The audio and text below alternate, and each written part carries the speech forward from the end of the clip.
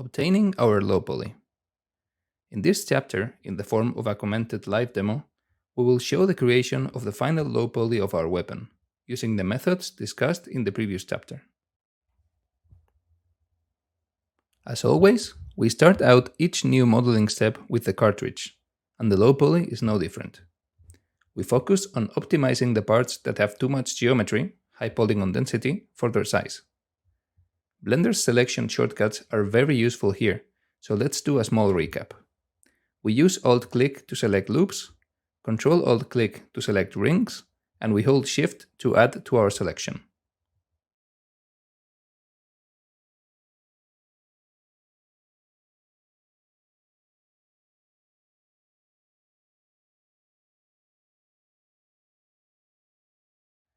Since the rest of the bullets are instances, we don't need to update them, they are already done.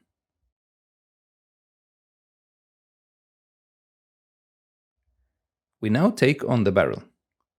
To efficiently reduce the mesh's density, we will have to work on each one of their live components, the base mesh, and all of its booleans and modifiers.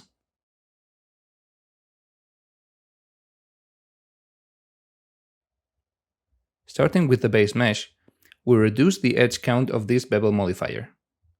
Our target is to bring it to an acceptable level for their size and distance to camera.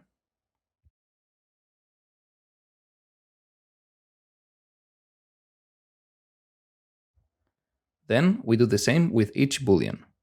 Since we try to keep most of the modeling live, this is as easy as going through the modifier stack and adjusting the geometry density.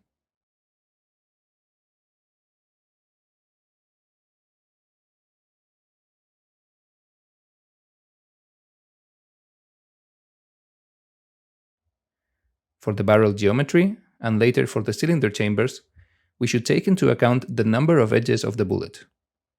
In this case, we input 24 edges to make them match perfectly.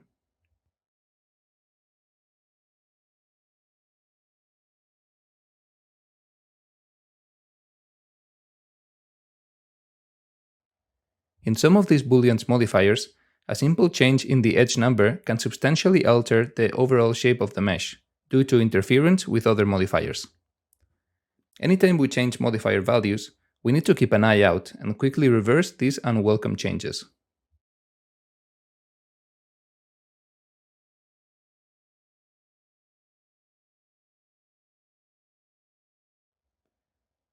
Even if they don't match perfectly, it's a good idea to have loops in the vicinity of each other, with almost the same size and density. This will make the cleanup process faster because we will be able to connect them more easily.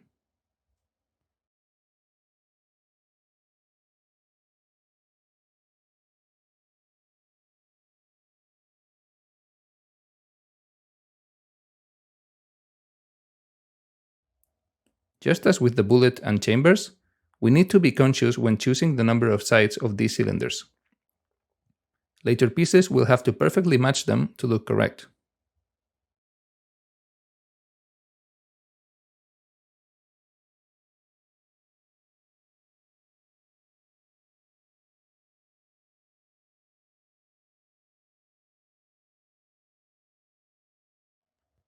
Even though the density of this curve might look too low, it doesn't really affect the silhouette. It will bake correctly and the low amount of geo will be unnoticeable.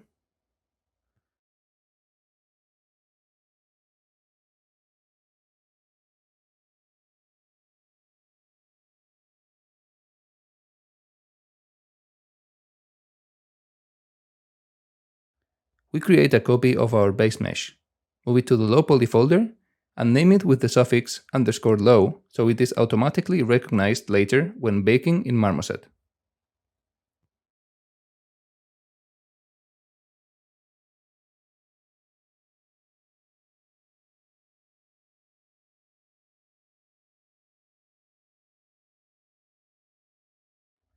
The booleans that create some of the holes in this barrel mesh, like the pin and screw holes on the cylinder arbor, do not affect silhouette in any way. In the high poly, we only needed them to create the visible bevels around the holes.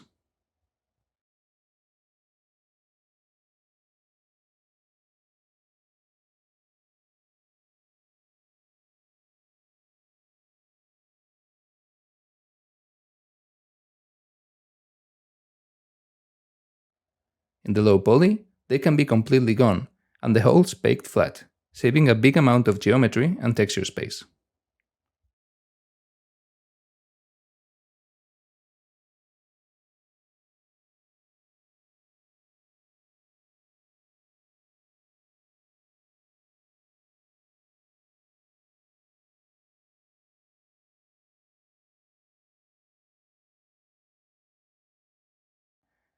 We need to ask ourselves which parts of the geometry will be really visible, and if they are not, simplify or remove them.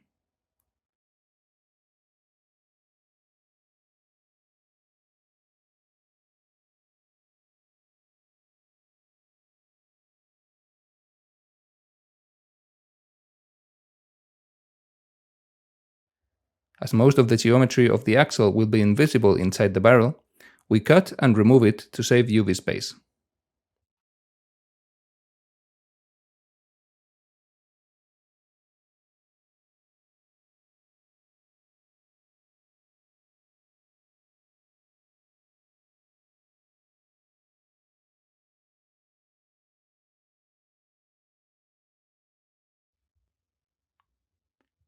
Same deal with these side pins. To save the most UV space, we can shorten them as much as possible, until they just about intersect the surface of the barrel. In any case, these meshes should remain clipped to avoid lighting artifacts.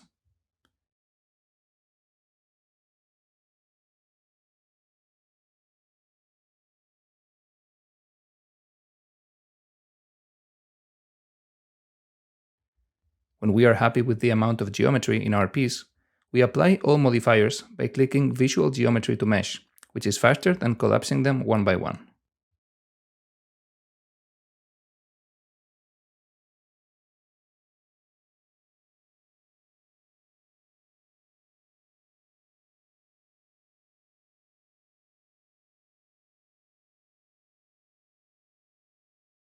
We begin the cleanup process to obtain a usable final mesh. The Boolean process tends to leave extremely dirty geometry, so we have to check every nook and cranny for errors.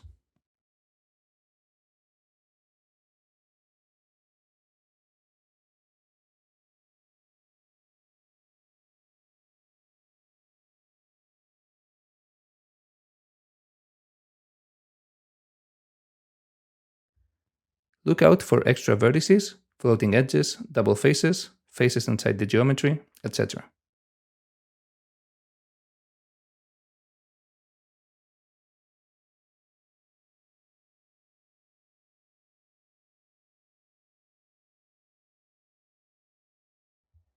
A great way to speed up the cleanup process is by using the symmetry modifier.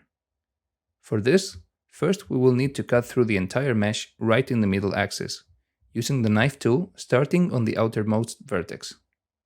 We use K to activate the knife tool, C to cut through the mesh, and A to constrain the angle, making sure the cut is straight.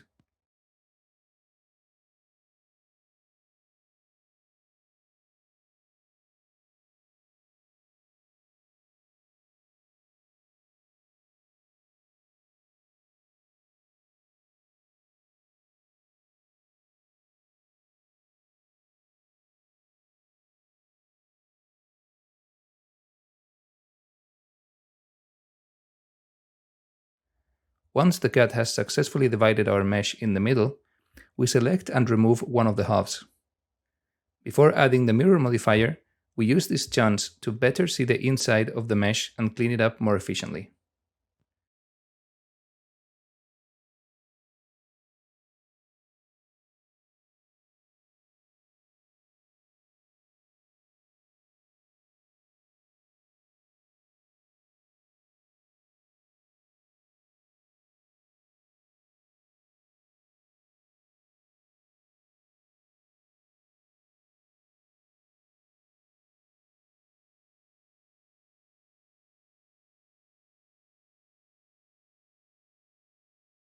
Sometimes it is faster to outright delete most of a piece's geometry and rebuild it, instead of trying to clean it up.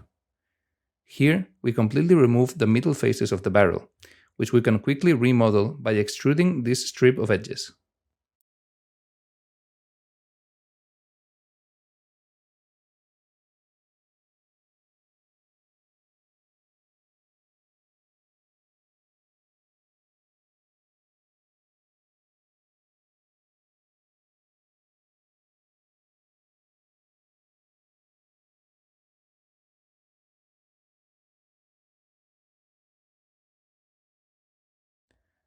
Once the middle geometry is more or less clean, we add the other half of our piece with the mirror modifier.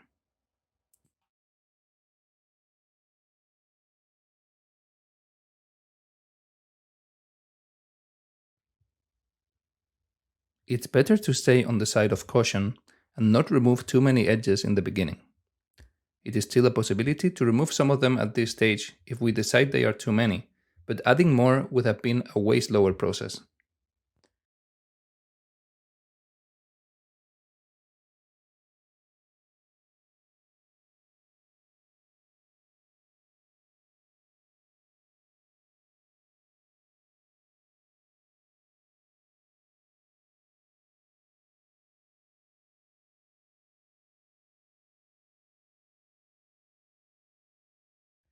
With very small vertex adjustments, we can make separate curved surfaces flow correctly into one another.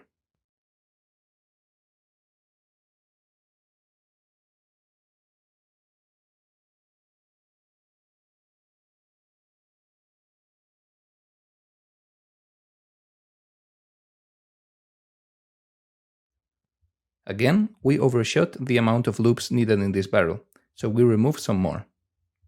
Concave surfaces will always need less geometry than convex ones, due to their lack of silhouette.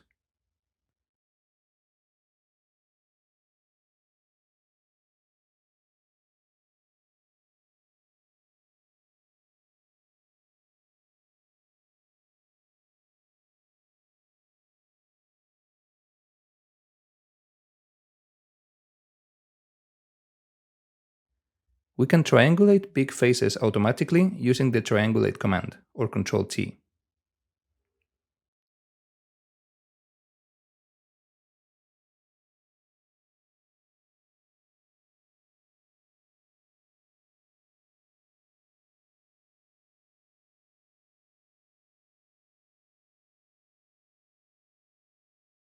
It's important to be aware and in control of our model's shading. Shading will be intimately linked to UVing and baking, so our best bet is to set Autosmooth at 180 degrees and establish our sharp edges manually.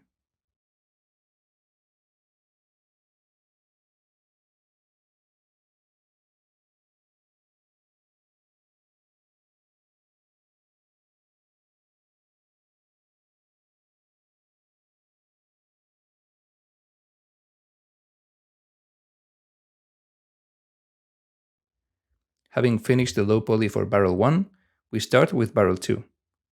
But rather than repeating all the previous steps, we can just saw off the low poly with a boolean and clean it up to obtain the new one faster.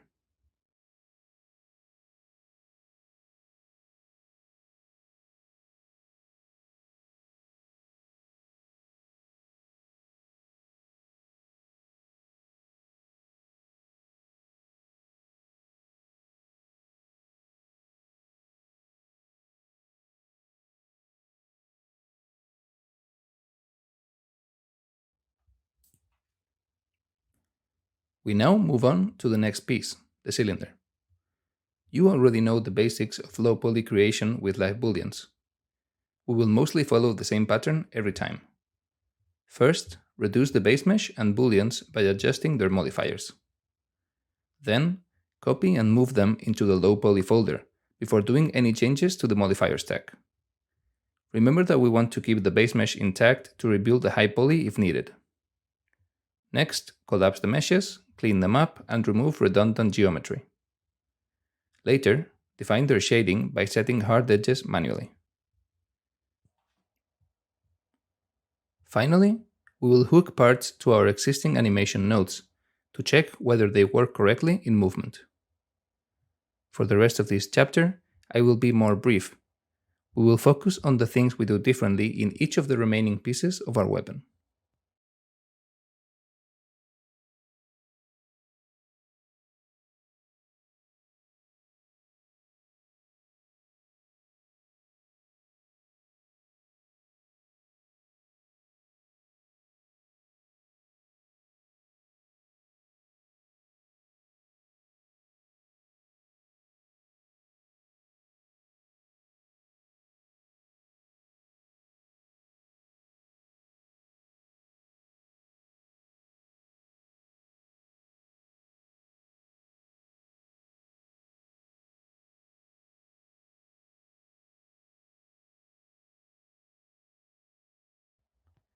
Instead of using Mirror to streamline the cleanup of the low poly cylinder, we use a 6-way radial symmetry. This is an even better solution, since we will only need to clean up 1/6 of the mesh instead of half.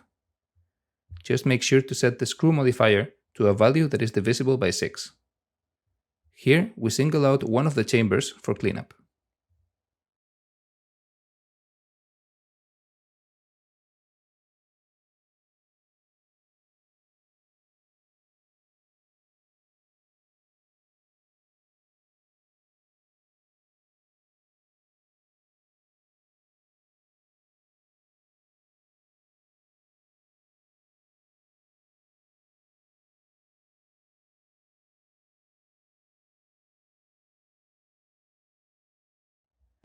Obviously, it makes no sense to have the same amount of geometry on the outside of the cylinder and the smaller tube in its center.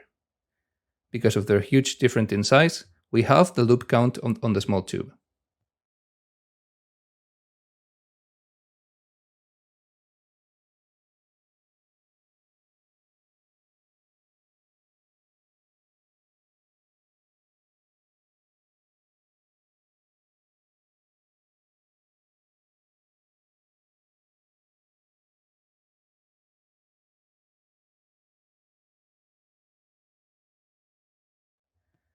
We finally execute the radial symmetry using the Interactive Tools add-on.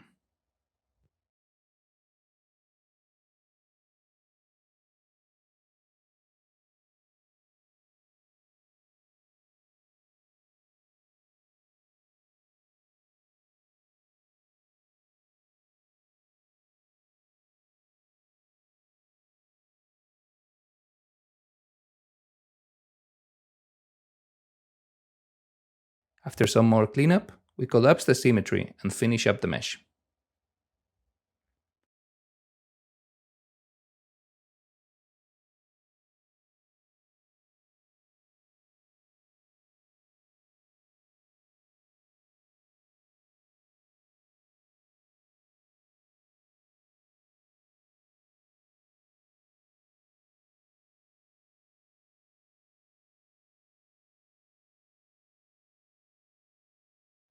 To quickly define sharp edges, we can simply select an auto-smooth angle that looks correct and click Add Custom Split Normals data.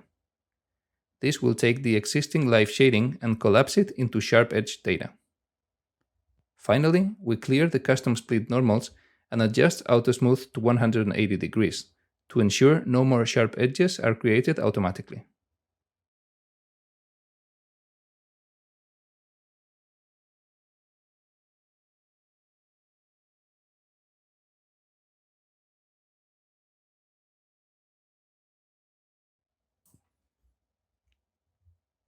The trigger is a good example of a piece where we use subdivision and creasing to up-res the base mesh, obtaining enough loops for a clean low-poly silhouette.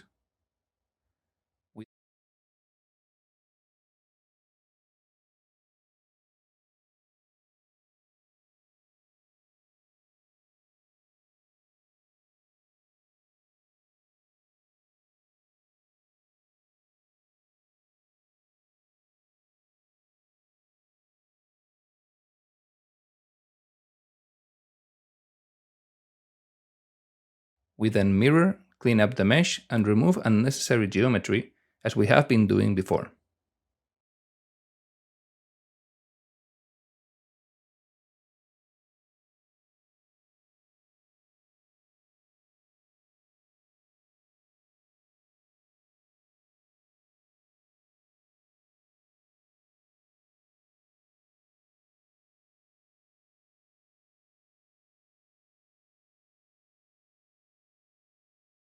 In the barrel latch, we use bevels in the low poly to reflect the roundedness of the high poly.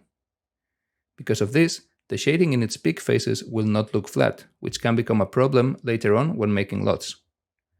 To fix this, we select the big faces and add custom vertex normals to them via the Yabney add-on, with the purpose of making them shade flat and bake more cleanly.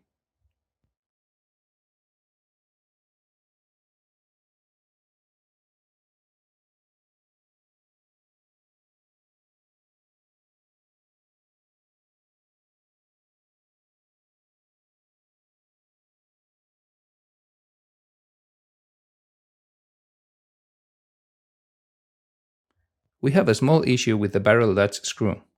Its drive sits too close to the latch surface and could result in C-fighting. Since we also want to bake the screw flat underneath its geometry, we will move it a bit away from the surface.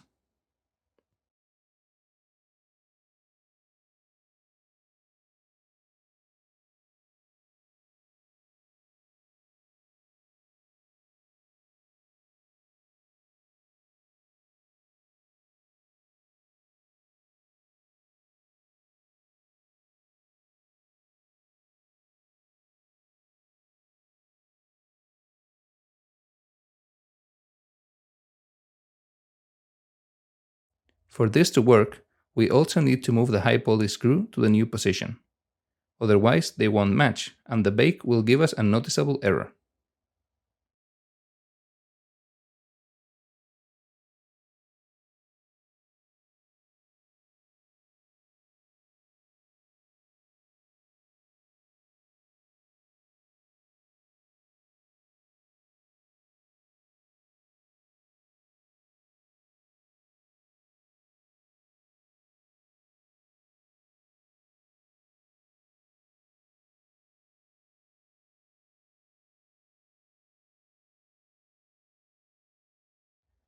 Same deal with these screws for the hinge of the brake mechanism. In the recoil plate, we find this screw and pin. They are almost flush with the surface and sit in a not so visible area, since they can only be seen while reloading. Because of this, we can remove the booleans and bake these details flat.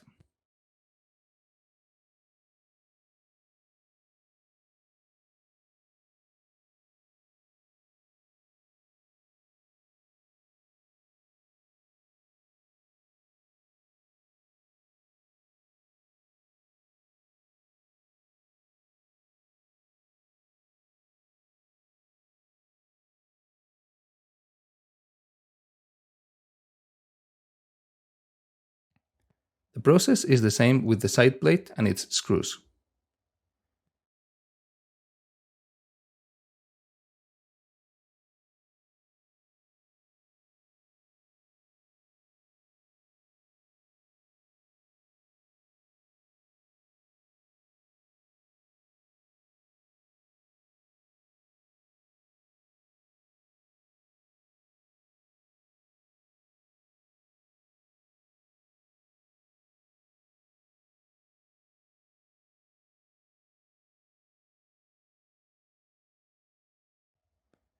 Even though it was a separate part in the high poly, we don't need any geometry for it. We can simply bake the paneling line into the base frame.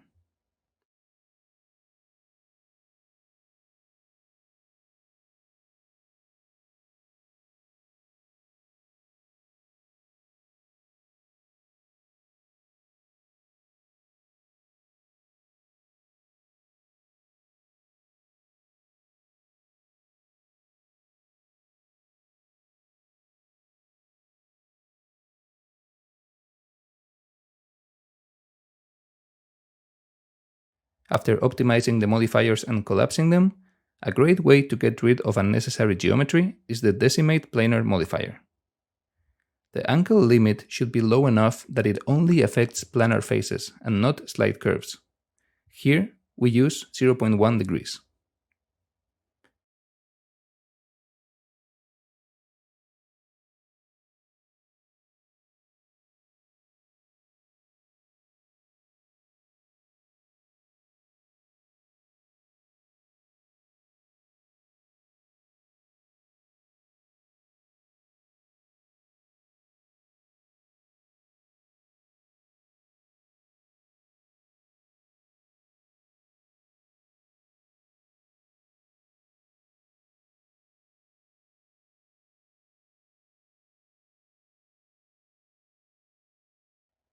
Since we did not use screw to obtain these cylindrical pieces, but rather just subdivision, we need to do a quick retopology on them to make them perfectly match the ones in the barrel.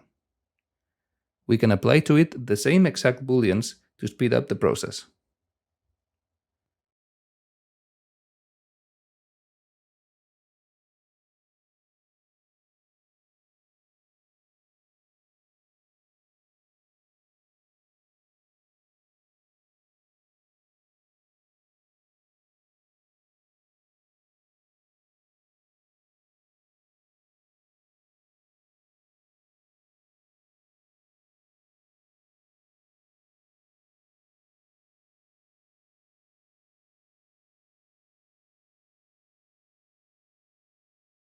To add this new mesh to the frame, we simply join the pieces and then weld them.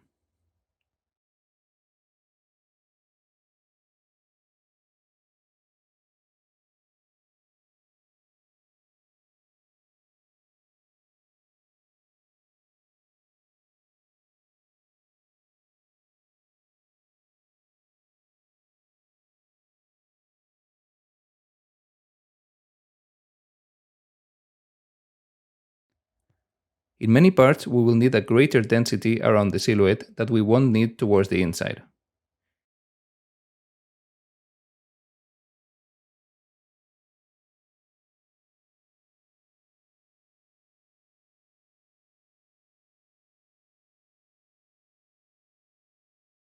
Do not be afraid of removing geometry. Remember to disable wireframe from time to time, and check whether things look good with just the low poly shading.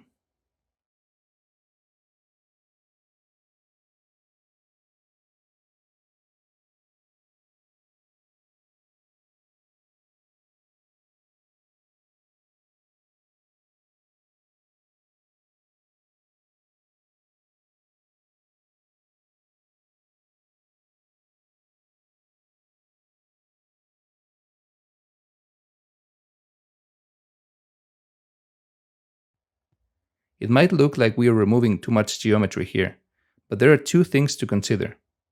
First, the angle of curvature is very small, and second, the hand of a character will cover this part most of the time, so we will be less likely to spot the stepping.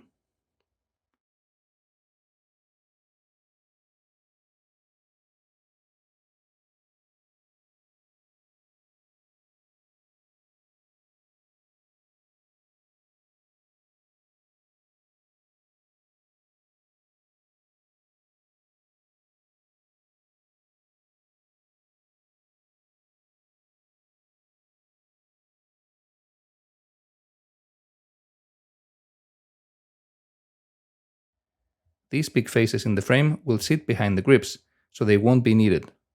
However, remember we have two grip models, and the second one does not adjust perfectly to the shape of the frame, as it was a later upgrade. Because of this, we will need to establish a strip of quads around the hole, to make sure we don't leave visible gaps in the final mesh.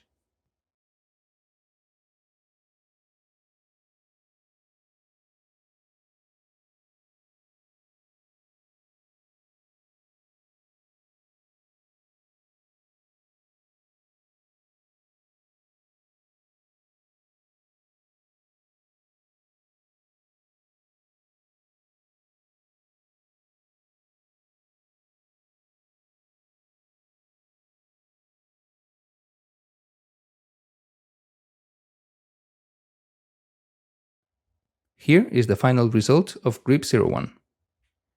The most important thing to ensure on this one was that the loops matched the existing ones in the revolver frame.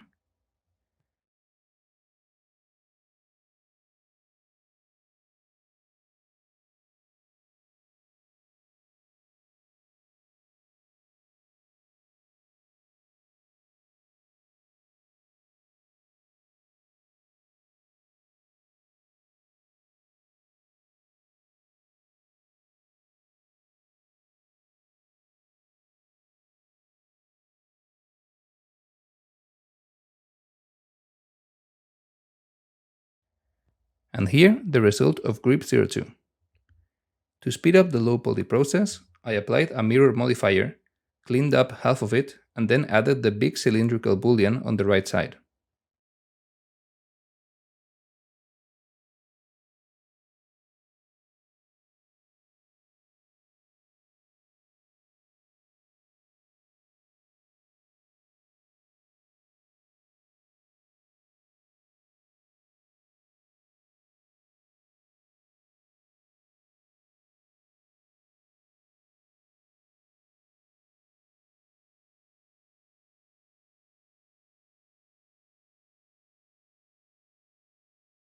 Regarding the hammer, to reduce the amount of geometry and texture space, we remove the bottom part, which will not be visible anyway unless the gun is disassembled, which is not a very common requirement in shooter games.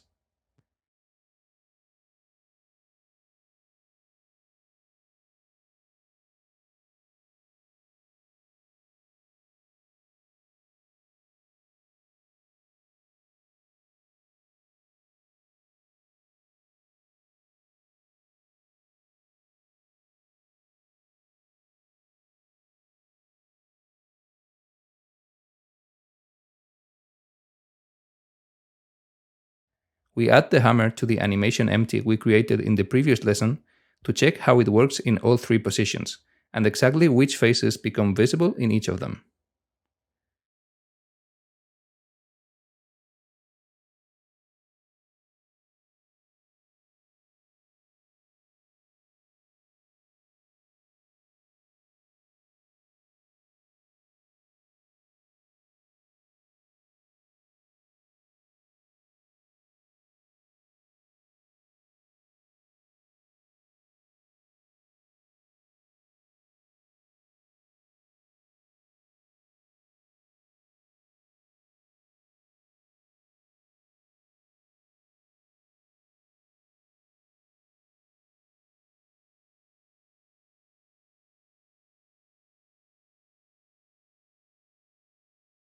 To create Hammer 02, we start from the low poly we just made for Hammer 01, and simply remove the extra piece and add in its place some rounded faces following the base mesh shape.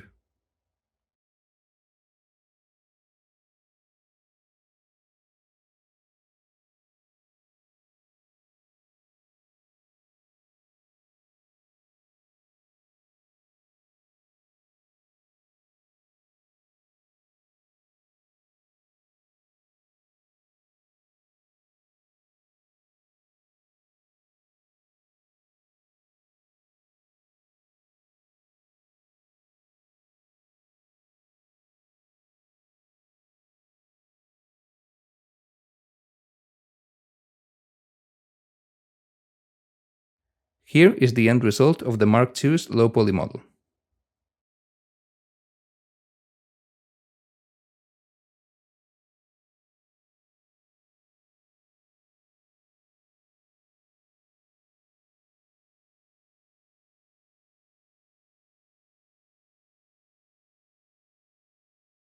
And here is the Mark I. They both sit at around 15,000 tris, which is okay for a sidearm.